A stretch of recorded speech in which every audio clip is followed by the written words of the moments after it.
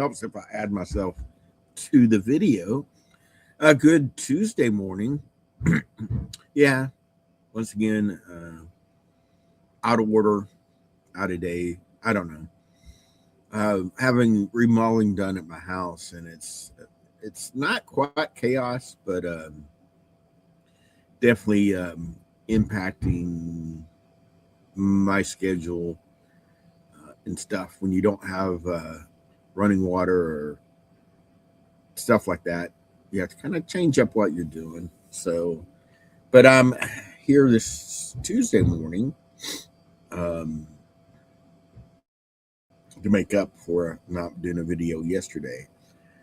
Let's see what's going on.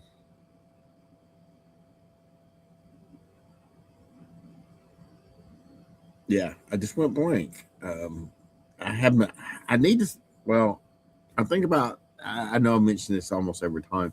When I walk my dogs, I think about what I'm going to do, and I forget those thoughts. And once again, very distracted with the house, and I got a couple errands I've got to run this morning after I do this. So, but I guess we'll start. Let's rewind a little bit.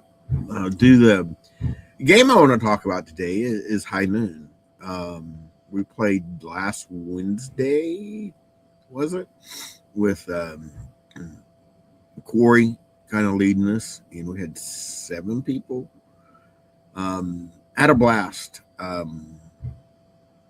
Zach ended up winning, and actually, I thought he was going to be the first to be eliminated, but everybody kind of left him alone because he was the low threat.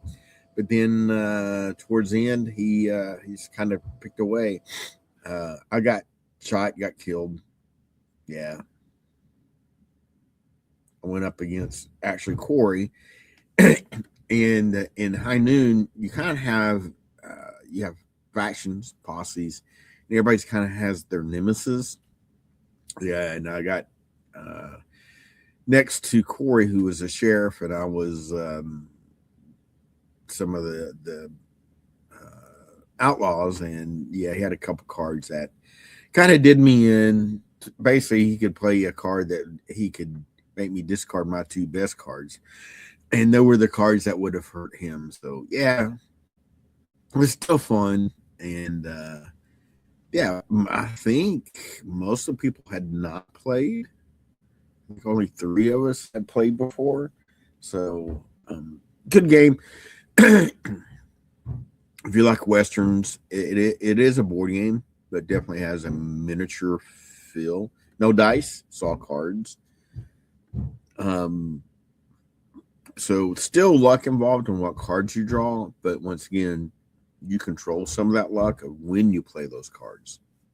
If you can get your combos and play the right cards at the right time, like Corey did on me, it can hurt another player.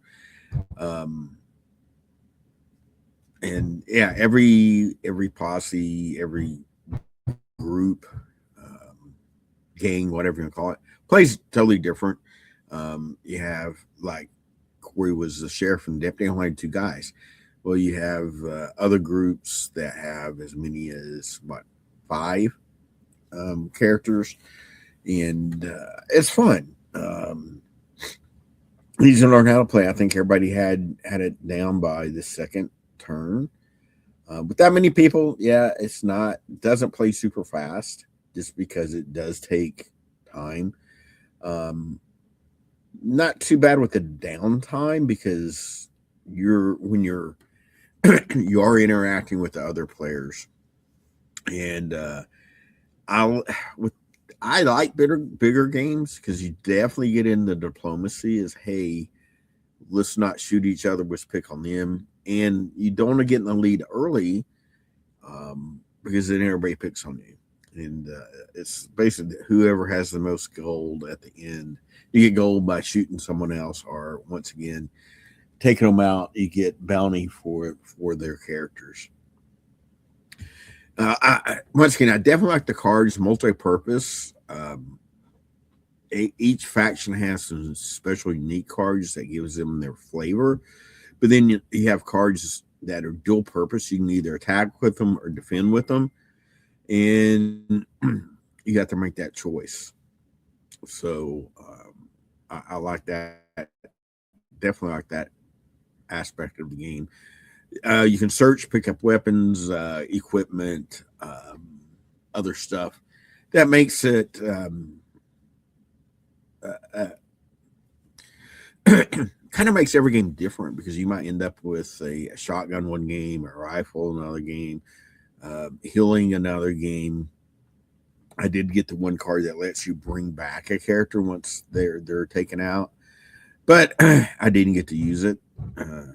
So not much help if you get a really good card, you don't get to use it. But we definitely like playing it with at least 4 or more people. If it does, like any game, the more people you have, it does take a little longer to play. But easy to pick up. The box set has 4 of the basic factions, and once again, another thing I like about the game, each faction is definitely different, plays different. Um, and if you can figure out, if you get the right cards and it's against your nemesis, like I said, Corey did against me, uh, that's kind of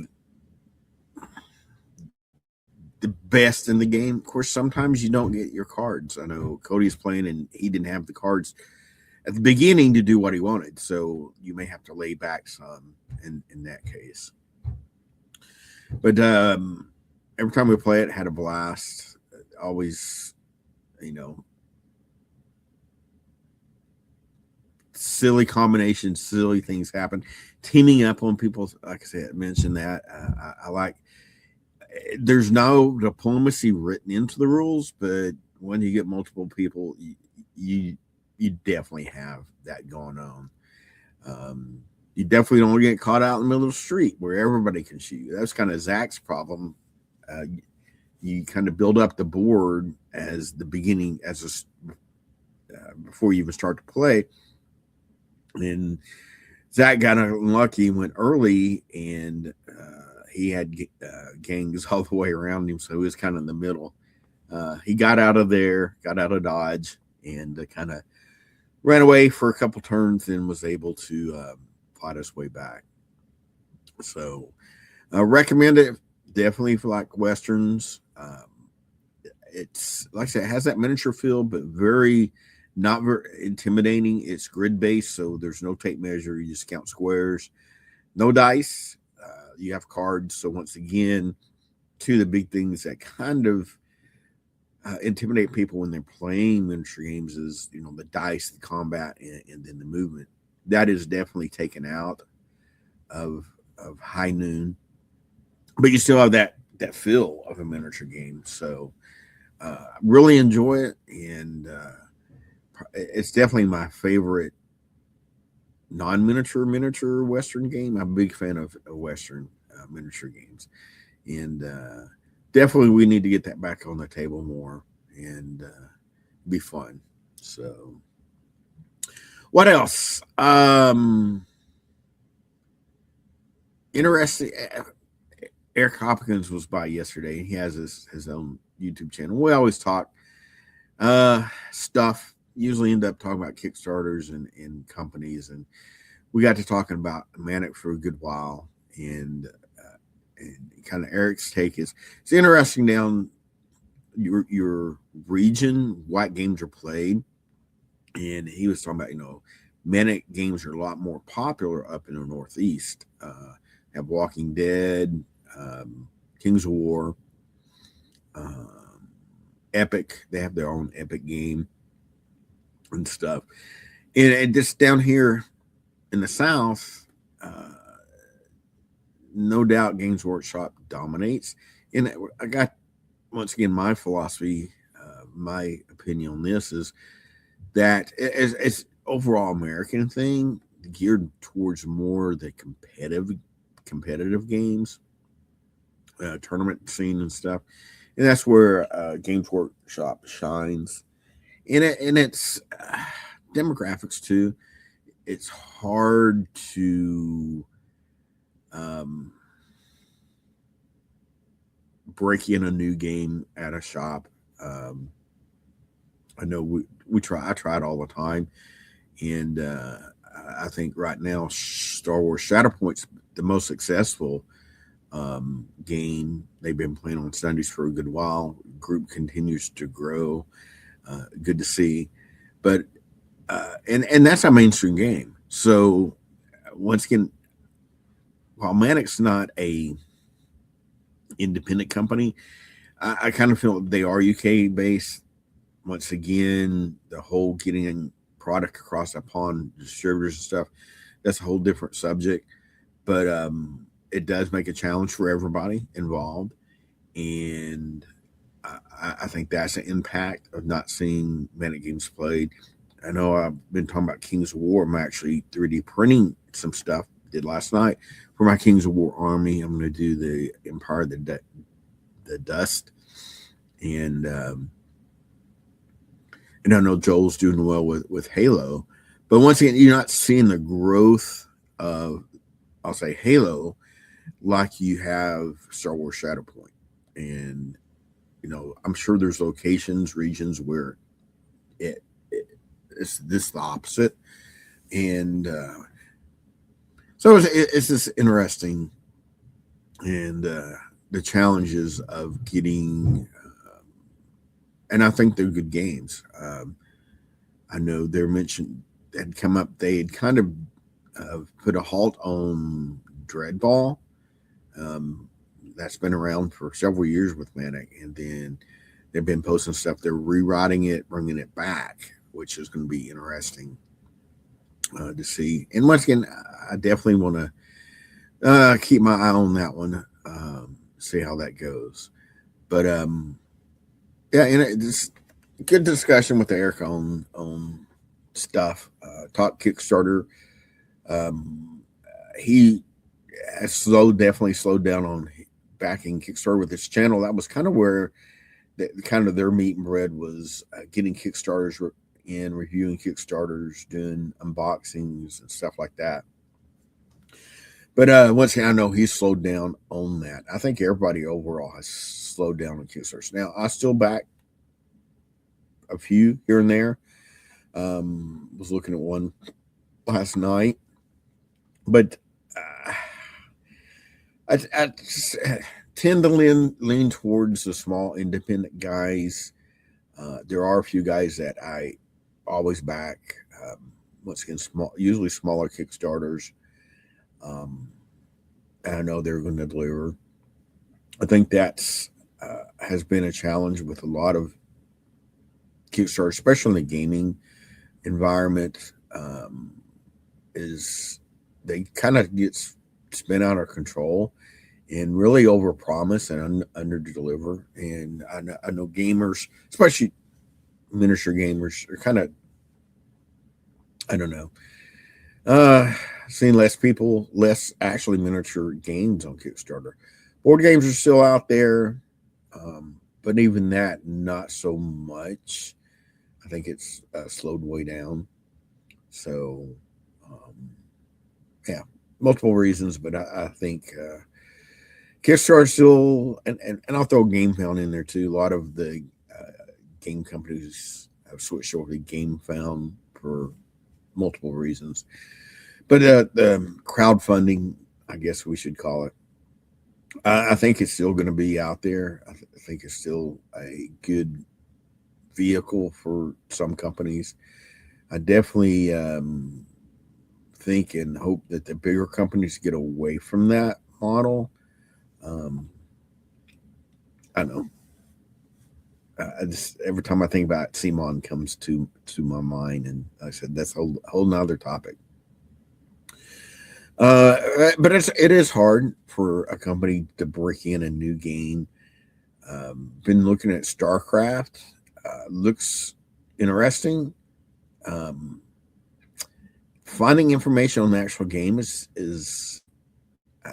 it's a challenge on exactly what it is, how it plays. They have a timeline out for release, but it's kind of vague. I expect them to, at Adepticon, which is coming up pretty fast, Maybe they're holding out for all the announcements at Adepticon. That's for has become for the miniature game market the venue, the avenue to bring out new stuff, do announcements, reveals, and that stuff. So there'll be a bunch of stuff coming up around Adepticon, and that's what I assume they're holding out for. Um, Mentioned 3D printing. Got a lot of stuff going on, 3D printing wise. Uh, got some third party Trench Crusade stuff, which I've licensed to print and sell that stuff. I've got some terrain to be used for Trench Crusades printing up. It's pretty cool. I don't have one handy. Um, they're 8x8 squares, modular. Print up some of those. Just trying to see. I like it, but once again, how it's going to work exactly. I think one of those things I just got to get some printed up and get it on the table and see how it works. I think it's going to be good, but we'll have to once again proof's in the pudding. We'll just have to get it on the table and play. What else is going on? Skirmish Con coming up quickly. I've got several, once again, basically a con a month. I actually got invited to go to some more conventions, but I think I'm going to bail out on those. Doing one a month, especially if we're close together. At this moment, it's about all I can handle. And all I really want to handle. I enjoy going to conventions, but it starts, the big ones, you're taking a week out, and even the smallers are 4 days out of what you're doing, and it can be a commitment. I don't know what I got sitting right here. New. Everybody's always, what am I getting new? Villainy Ink basically brought in their whole line. They're enamels. I talked about this a couple weeks ago, and finally got the product in. Excited. A couple of my painters I've talked to are excited about using it. I'm looking forward. Like I said, I watched a couple of videos, and I think I might be able to do this. And I don't want to say it's going to streamline, but it could be kind of like it's a tool in the toolbox, like contrast paints. There's methods of using this. I think that will be good, but definitely got to learn how to use it. New techniques. Another tool in the toolbox for the painters. But yeah, come in, check it out. Check it out online. I'll put actually a link in the description to their website. They have some great videos and stuff. But yeah, that's the latest and greatest in the shop. I got talking about Paint Reaper coming. I've got Monument coming. Games Workshop. I throw paint and stuff on there as needed, just about every week. I do need to look Turbo Dork, still doing well. I think I might need to do a reorder of that. I know there's a couple Turbo Dork paints I want to use on my Empire of the Dust that I'm out of. So I definitely need to look at doing a Turbo Dork order. Oh, what else I mentioned and still don't have it pinned down, but I did definitely get in Riftbound, the latest set, the boosters. I have pre-release kits. Chelsea will probably talk more the next couple days about pre-release.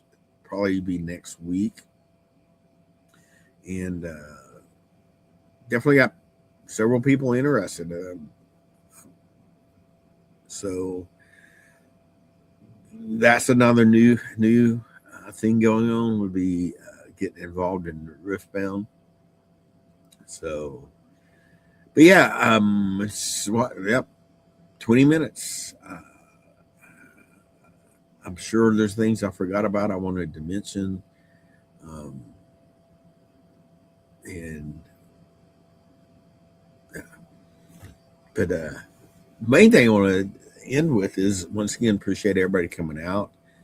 Um, Magic continues to grow thanks to Chelsea, and that just kind of goes if you have, and the same thing with Shatterpoint. A couple of those guys are the alpha gamers, pushing people to come out to play, being excited about the games. I know I need to get my act together with Josh on Moonstone, and we just need. I've been talking about the campaign for a couple months now. We just need to get that going and get it done. So I need to bug. Yeah, we've got to do it and to set a date, and this is when we'll start. And because once again, the more people see a game played, and especially when you talk about campaigns and stuff, the more people get interested in a game. It's kind of like that vicious circle. Um, so yeah, definitely need to get my act together with Moonstone. And yeah, I think with that, I'm gonna run. I've got some errands I got to go run. This afternoon, dog to the vet this afternoon, stuff like that. So appreciate you guys, and we'll see you next time. I can't find my mouse. There it is. See ya.